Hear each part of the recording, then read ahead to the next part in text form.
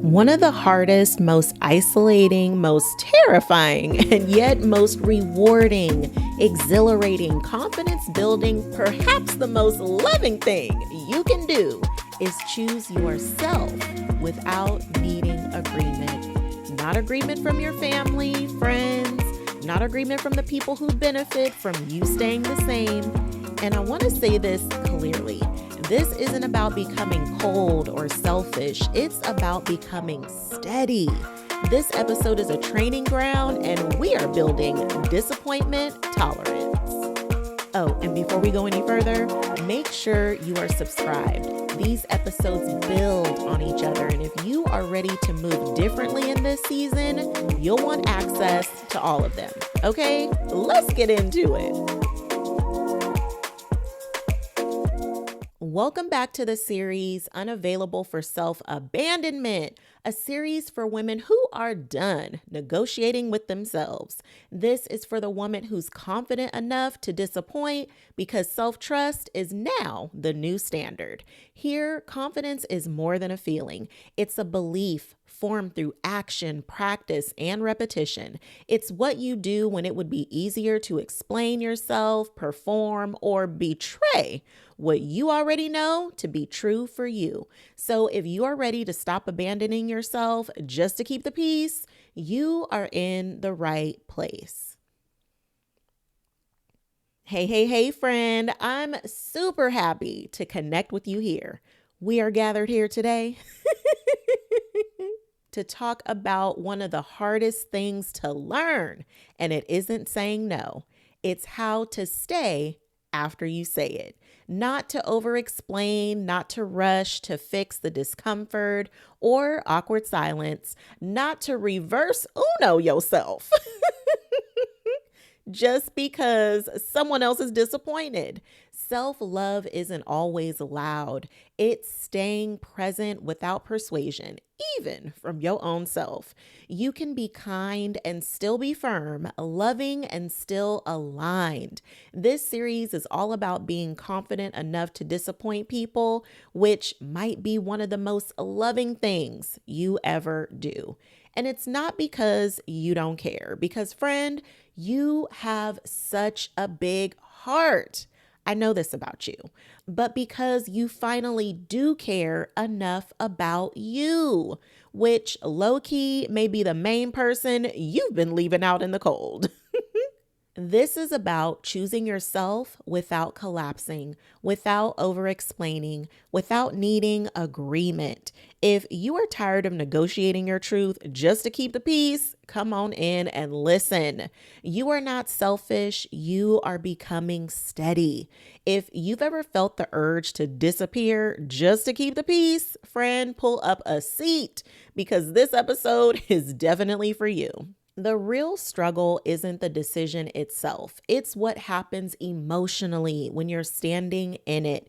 You feel torn, emotionally pulled, a little scared to disappoint people, and if we're honest, a little sad. You know you want more from yourself and from the relationships in your life, but you're afraid of what you might have to give up just to have it. And you're stuck in this internal tug of war. Am I selfish or am I being self-honoring? That kind of inner turmoil slowly disconnects you from yourself. I remember sitting with a decision I knew was right for me, and yet feeling that urge to explain it just one more time. Not because I wasn't sure, but because I wanted them to be okay. And realizing that urge, that was the work. Approval is not alignment. It's important to recognize whose approval you're actually looking for. Because if you're looking outside of yourself, you are already setting yourself up for disappointment. I have seen this pattern with myself and in so many women I work with. The moment we choose ourselves, we start rehearsing explanations. And friend, if you are anything like my old people-pleasing self, you got at least 5 good explanations in your back pocket to pull out at any given moment. As if clarity needs permission, spoiler alert, It doesn't. Here's the first shift, and it's foundational. This was never about getting into agreement with other people. It was always about getting into agreement with who God made you to be. Feel free to insert your own belief here, whether it's God, source, creator, the universe, or whom you believe in. All are welcome here. That alignment between you and your creator is everything. Consensus is external, and alignment is internal. You don't need a committee when you have a calling. And when you are aligned, you stop going back and forth with yourself just to make other people comfortable, especially people who may never be comfortable. Because truth be told, comfortable, that part, that's their job. And it is really our job to take a step back and allow God and Jesus to do their job instead of us trying to mind their business. The second shift is letting people have their reactions. Listen, my mom used to say something that always grounded me. She'd say, they'll be fine. And you know what? They will be. But here's the real question. Will you be? In the long term, will you be fine knowing you put people above yourself who would not and often are not doing the same for you?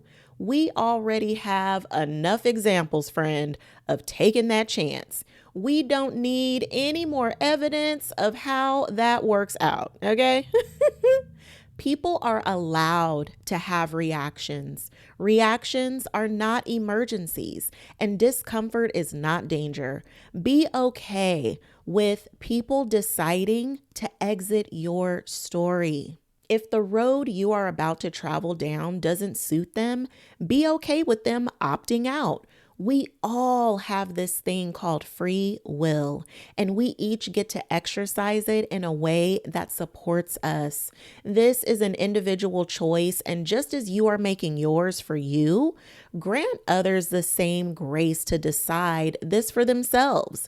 One thing I've really had to learn with relationships is how seasonal they can be. As humans, we are collectors. We love to collect things and keep them forever. That includes the people in our lives. Sometimes the very people we are supposed to set free are the very ones we allow to suppress us. Some people were meant to last a season, and I don't mean from summer to fall. I mean years. Sure, that season, it could have lasted 10 years, but it doesn't mean that it's fit for the next 10 years. Just be grateful for that season, however long it lasted. You both needed each other to go through that season, and it was beautiful for however long that season was, whether it be months or years. Appreciate, cherish, and honor it. Be willing to write your next chapters and be open to what is coming to support who you are becoming. And that, my friend, is the magic. Now, this third shift right here, this one, it's coming in hot, straight up no chaser. Stop negotiating truth for harmony. This is where emotional maturity really shows up and shows out. When you stop softening the truth, stop over-explaining your decisions, stop shrinking what you know is real for you just to keep the peace, because harmony that requires self-betrayal will always cost you yourself every time. For so long, we've been conditioned to believe that if we treated others the way we wanted to be treated, they'd do the same for us. Hello, Barney. I love you. It does not mean that you love me. I low-key got a beef with Barney about that, okay? But that's a show for another day. There was so much conditioning to believe that if you made it easier for everyone else, setting yourself on the back burner was the right thing to do for the greater good of everyone. if you made your truth more palatable, digestible, or less strong. Being nice was better than being negative. If you have to abandon yourself to maintain the peace, it was never peace to begin with, especially when it wages a war within you. It's never harmony if you, in turn, feel self-hatred. Harmony is something that's achieved for all, and sometimes that harmony looks like different outcomes for all involved. Yet, when you choose yourself, the sense of peace and harmony that you experience as a result of honoring your own truth is priceless. Now, let me say this. Honoring your truth is not about being mean. It's not about giving people the top flight business, even if they deserve it. It's about honoring yourself in a way where you love, honor, and respect yourself while holding that invitation for others. And whether they accept that invitation or not, that's their choice. That's their free will. Confidence isn't always loud, it's regulated. Disappointment tolerance is the muscle that lets you stay present with yourself while someone else adjusts. You don't rush to fix it. You don't chase reassurance, and you don't reverse your decision to soothe someone else's feelings. You let the shaky sensations pass without folding. Okay, friend, can I tell you something I had to learn the hard way? There was a season where I understood pretty much everything about myself, and yet nothing in my life was changing. And if that's you right now, listen, you are not stuck or broken. You are just past the point where more awareness helps. At this stage, insight won't move you, but decision definitely will. That pause you keep calling timing, that's the moment where self-trust gets built. That's exactly why I created the Main Character Momentum Builder, to help you move forward before you feel ready, without forcing and without waiting on confidence to catch up. If you're ready to stop circling and start moving like someone who trusts herself, it's waiting for you in the show notes. Now listen, everything we've talked about so far sounds powerful, right? But insight alone doesn't change behavior. Capacity does. Most people, they don't abandon themselves because they don't know any better.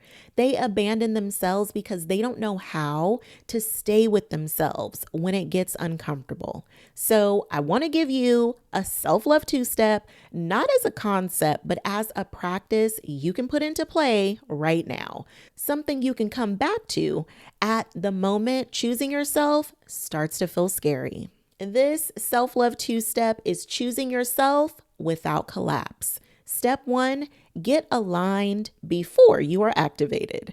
This step happens before the conversation, ahead of the pushback, and before the reaction.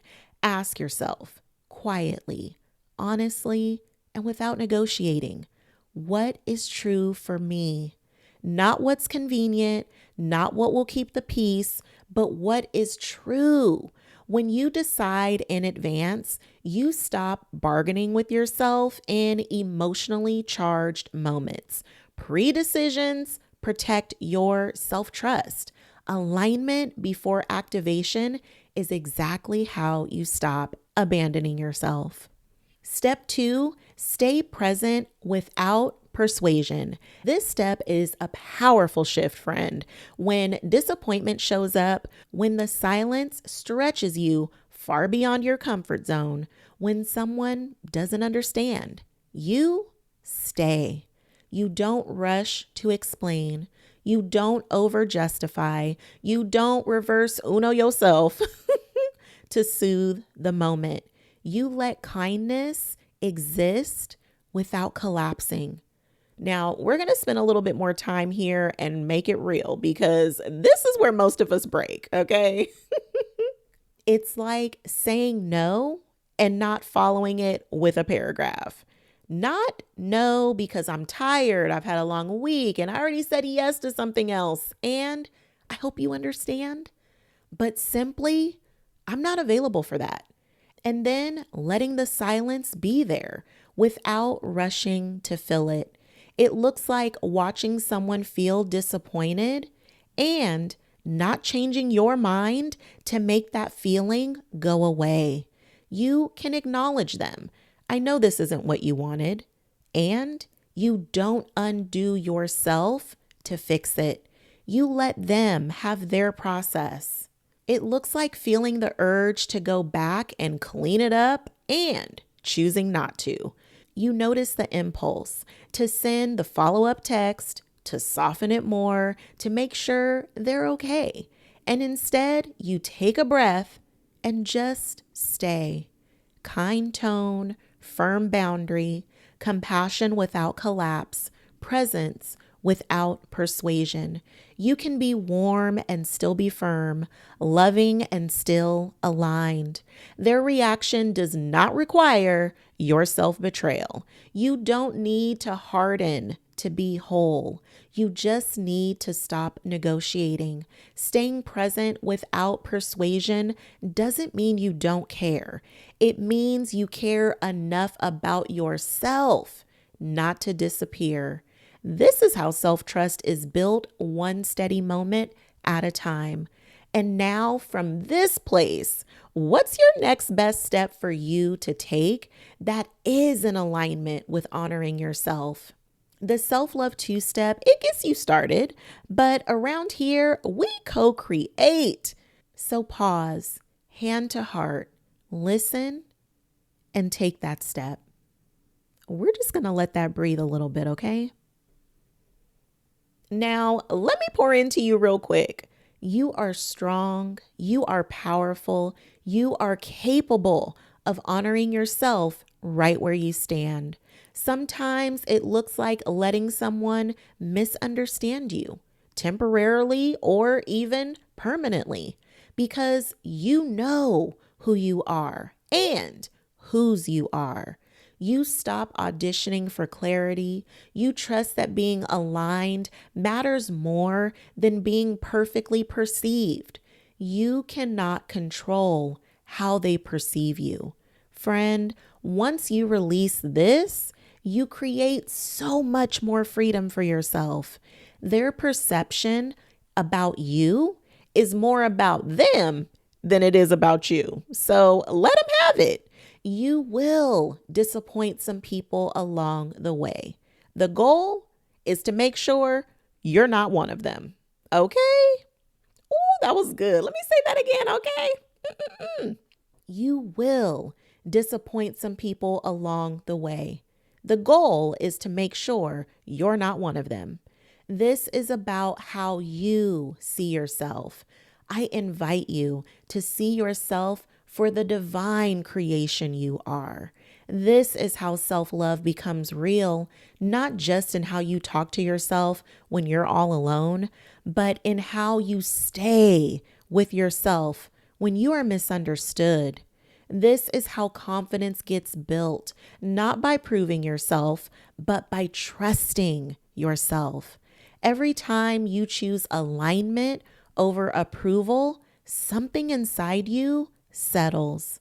And over time, you become someone you don't have to convince because you know who you are.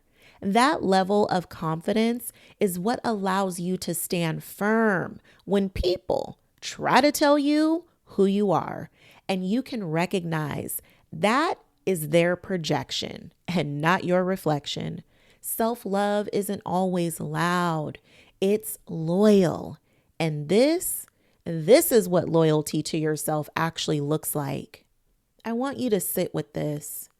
Where are you afraid of what you'll lose if you truly choose yourself? And ask yourself honestly, is it worth your self-trust, your self-love, your self-worth? Now, if you are okay with making that sacrifice, just be honest with yourself. No shade, no shame. Sometimes this is just where we are, and that's okay. But if you're not willing to make that sacrifice, what action can you take to reflect that? How will you honor yourself? Staying aligned with the best of who you are is how you live your life as the best of who you are now. I love me some personal development. It's my jam. It focuses a lot on who you're becoming, which is very important, but who you are being is equally important. In order to become, you have to be first. To reconnect with yourself, check in and ask, who am I being? And take the next right action from that place. Ooh, friend. Ooh, this is good. Choosing yourself isn't rejection, it's respect. And being confident enough to disappoint might be one of the most loving things you ever do. And every time you choose yourself, even when it's uncomfortable, you strengthen a belief you can rely on. The moment you reconnect to yourself, confidence returns. Ooh, friend, stay unavailable for self-abandonment, and I'll meet you in the next episode.